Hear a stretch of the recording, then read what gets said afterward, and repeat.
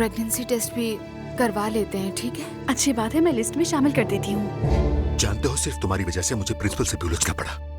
क्यों ऐसी मुसीबतों में डालते हो मुझे तुम? मसला आखिर क्या है तुम्हारे साथ? कम से कम माफी मांग सकते थे, लेकिन तुमने वो भी नहीं किया।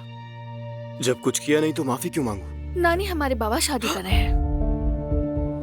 ये नहीं हो सकता, हरगिज़ नहीं। दुआ, मैं प्रेग्नेंट हूँ। क्या? आराम से, कहीं मॉम न सुन ले। दुआ देखो, कल मैं आई थी तुम्हारे पास, तुमसे पूछा क्या हुआ है, लेकिन तुमने मुझे कुछ नहीं बताया। मैं नहीं रोई, कह रही हूँ ना अम्मी, मैं नहीं रोई। मैं ऐसे घर में रहती हूँ जहाँ रोना भी जुर्म है। मैंने तुमसे एक बात छुपाई है। कौन सी बात? जब खून के टेस्ट के लिए गई थी, मेरे दिल में एक शख्स आया तो मैंने उन्हें कहा कि मेरा प्रेगनेंसी टेस्ट भी कर ले।